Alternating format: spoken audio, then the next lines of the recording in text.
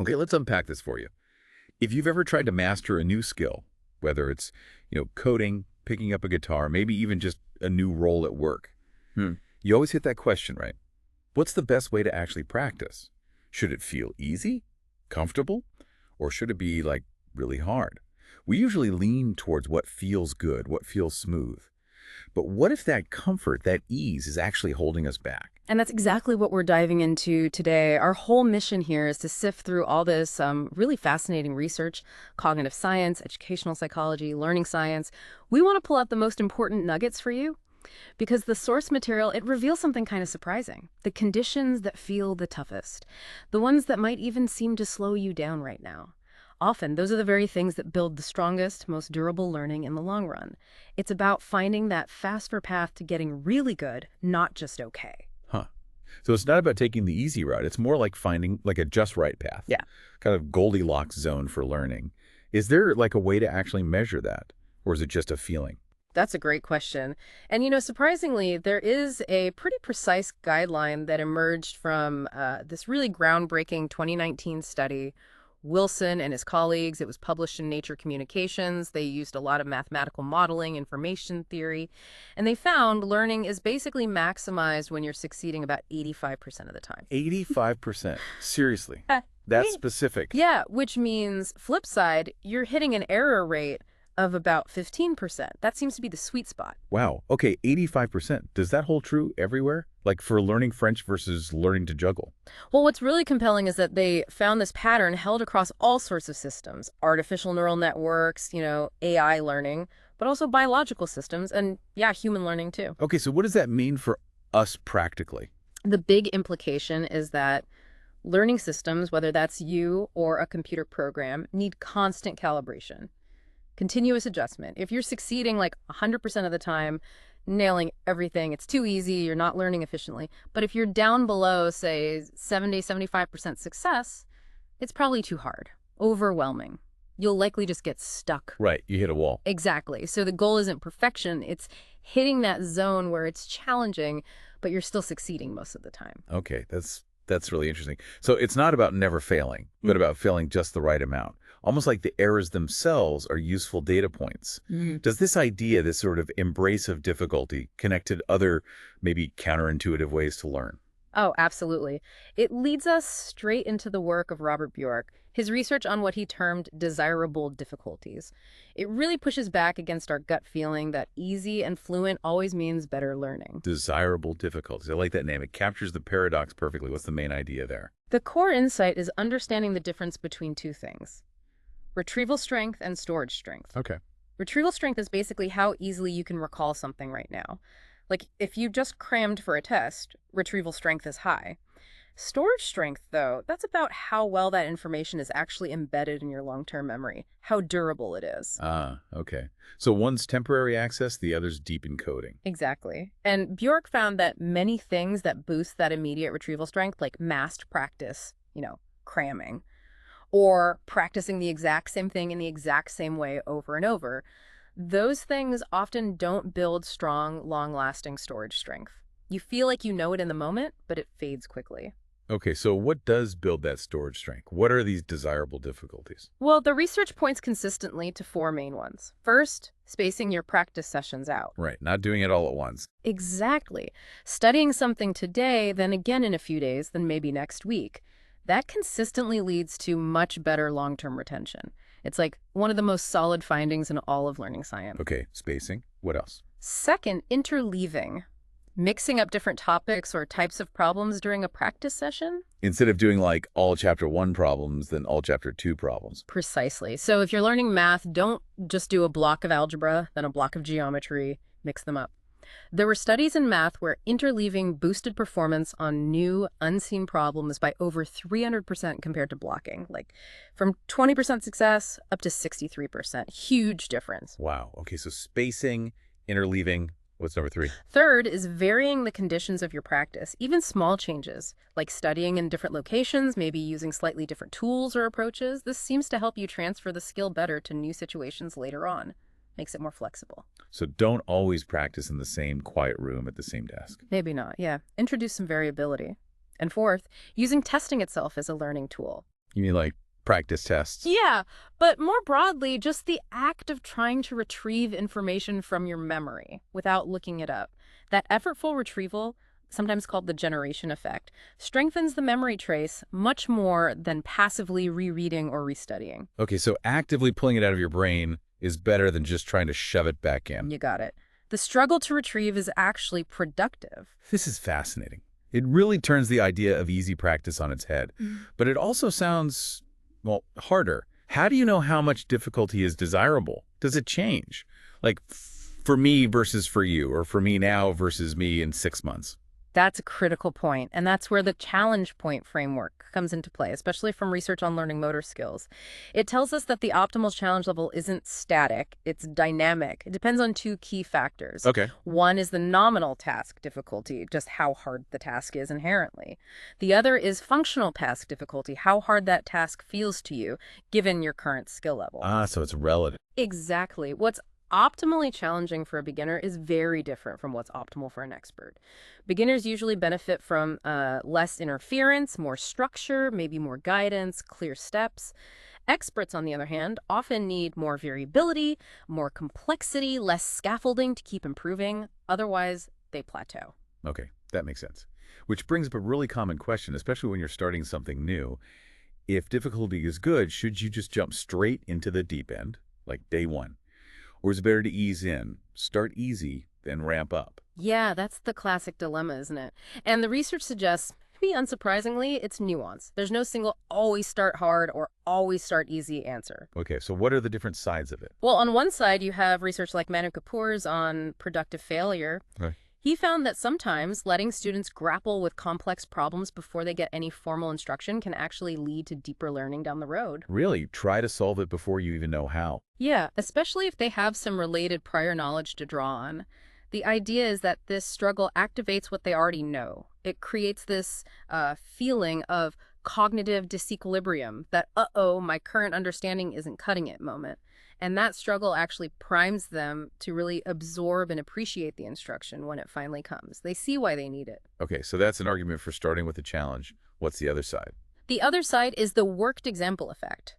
This shows that for absolute novices, people with really no foundation in an area, studying fully worked out solutions step by step is often much more efficient than just throwing them into independent problem solving. Because they just wouldn't even know where to begin. Right. It can just lead to cognitive overload and frustration if you have zero starting point.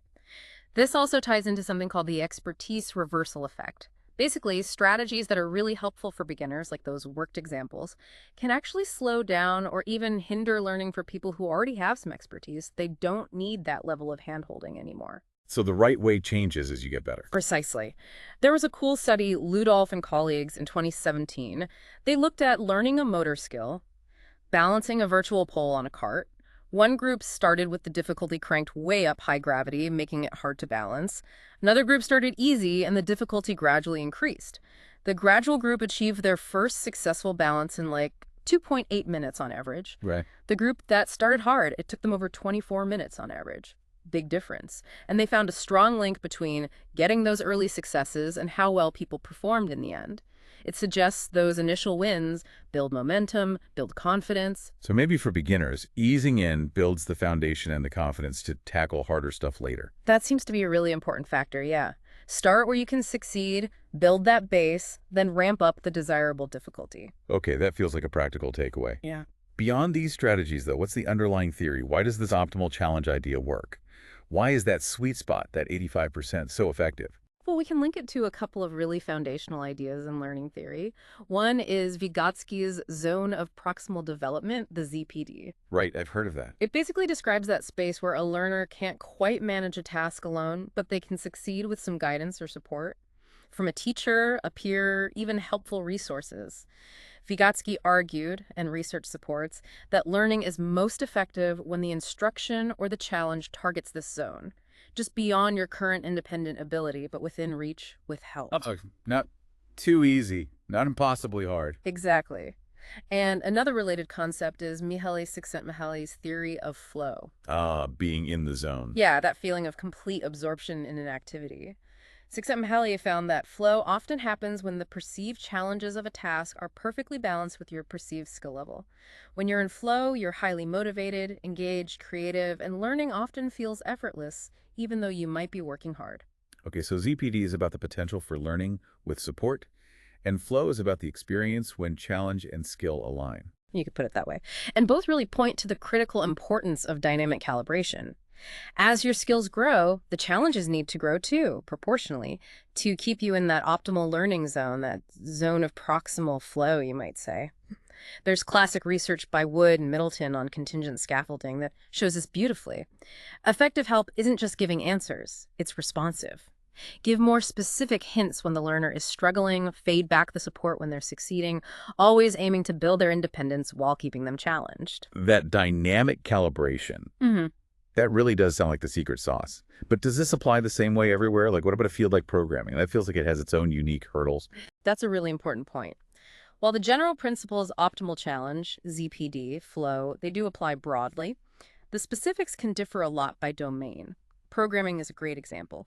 Research going way back, like Schutz's work in the early 90s, found that working memory capacity was a huge predictor of success in learning programming. It explains something like 68% of the variance, along with problem-solving skills. This tells us managing cognitive load, how much mental juggling you have to do, is absolutely critical in programming. It's just very demanding. So you need strategies that don't overwhelm your mental bandwidth right away. Exactly. And that's why studies consistently show that a scaffolded approach works well. You start with a lot of structure, maybe worked examples, and then gradually fade that support as the learner gets more competent. There was recent research. Shin and colleagues in 2024, they used faded worked examples combined with teaching metacognitive strategies like how to plan and monitor your debugging process. It significantly boosted students' debugging performance. Correctness went from 60% to 80%, and the time they took dropped dramatically from almost 29 minutes to under 11. Wow, so structure helps manage the load. Any other programming-specific insights? Yeah, another effective approach is the use, modify, create progression. First, learners just use existing working code.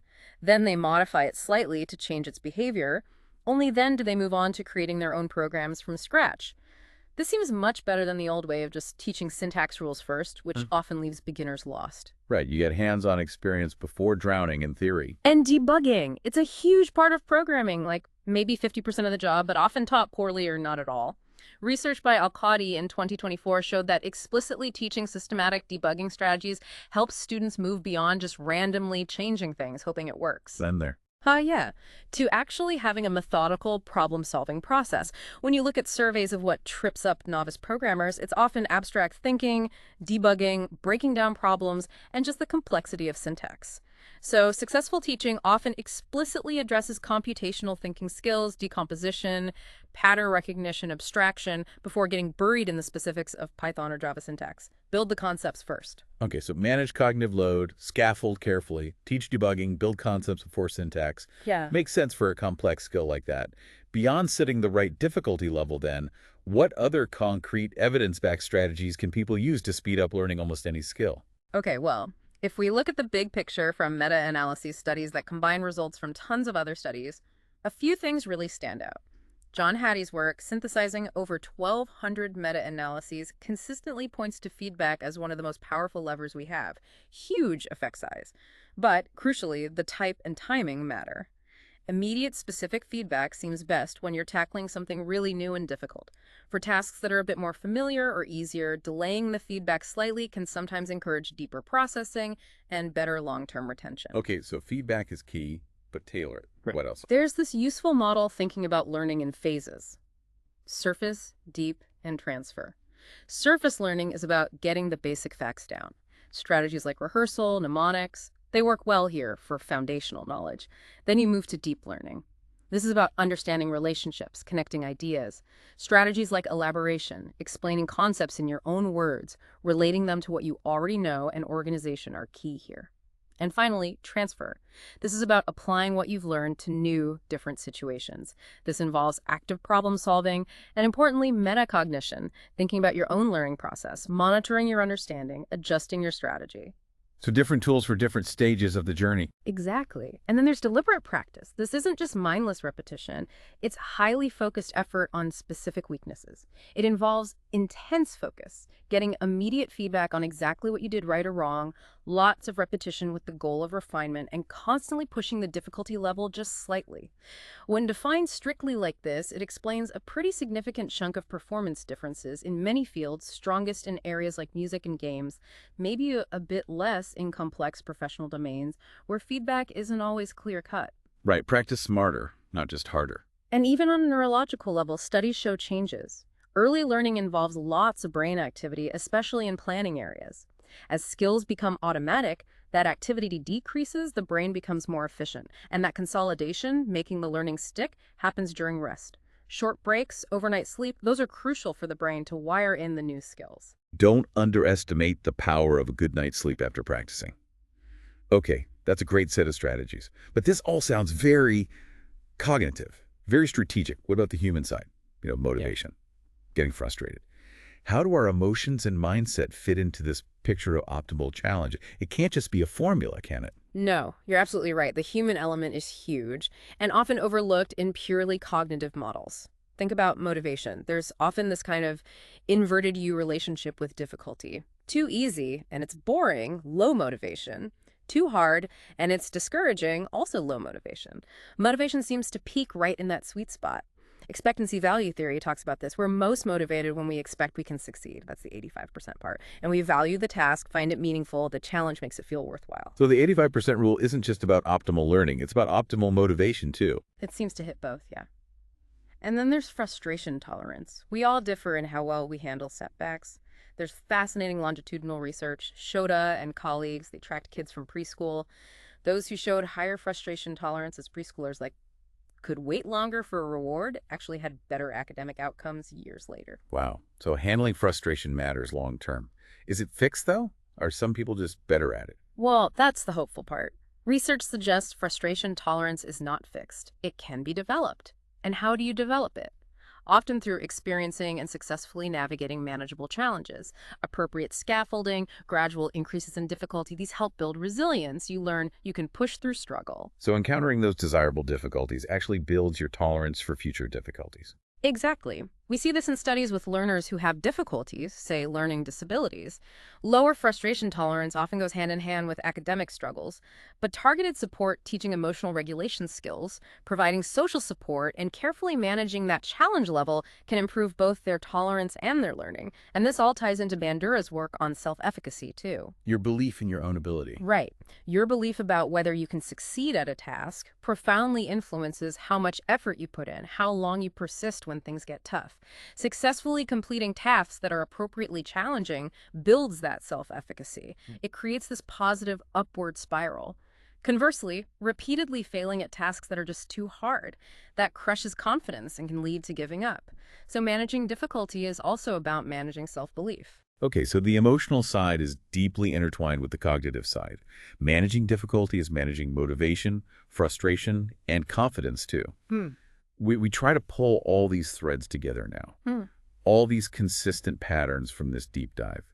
What's the big takeaway for us as learners trying to get better at something? Well, if you look at those massive research syntheses like Hattie's Visible Learning Program, pulling together findings from literally thousands of studies, the patterns are remarkably consistent. We need both surface learning and deep learning. You can't do Duke thinking without the foundational knowledge. But surface knowledge alone isn't enough. You need to connect it, understand it deeply, to be able to use it flexibly. Sequence matters. Build the foundation, then build on top of it. Right. And that expertise reversal effect we mentioned, it pops up again and again across different domains. What helps a novice hinders an expert. This really screams for adaptive approaches, learning systems, or just our own approach. It needs to change not just the difficulty, but how we learn as we get better. And consistently, managing cognitive load is critical. Don't try to juggle too much mentally at once, especially early on. So be mindful of how much your brain can handle at each stage. Definitely. And the research overwhelmingly supports structured, thoughtful progressions. Things like making sure you have the prerequisites before tackling something new, using a spiral curriculum where you revisit concepts with increasing depth, building in regular formative assessment, not just for a grade, but for feedback to guide the next steps. and explicitly teaching how to transfer skills to new contexts. Don't just hope it happens. So structure and guidance are good, but it needs to be flexible. That's the final crucial piece. While these general principles are powerful, individual adaptation is key. People really do vary. What feels like 85% success for you might be 75% or 95% for someone else. The best strategies might differ. The pace of progression will differ. So effective learning needs flexible pathways within those structured frameworks. We need to be responsive to the individual learner, whether that's a teacher adapting to a student or us adapting our own learning plan. Wow. Okay, this deep dive has really illuminated that central paradox, hasn't it? That getting better faster often means embracing things that feel harder and slower in the moment. But those struggles, when calibrated right, are what lead to that deep, lasting skill. We've covered that magic 85% rule, the power of those desirable difficulties like spacing and mixing things up, the idea that starting hard isn't always best, especially for beginners, and just how vital that dynamic calibration, that scaffolding really is. Exactly. And to really accelerate skill acquisition, you need to weave all that together. Combine those general principles of optimal difficulty with the specifics of the domain you're learning. And crucially, explicitly work on your own metacognitive skills. Learn how you learn best, monitor your progress, and keep adjusting your approach based on what's working. Continuous assessment and adjustment is key. So the journey to mastery isn't necessarily about finding the smoothest, easiest road. Maybe the most rewarding parts, the biggest leaps in skill, happen when you're intentionally stepping just outside that comfort zone, leaning into that optimal challenge, that productive struggle. Makes you think, doesn't it? What skill will you start applying this to next?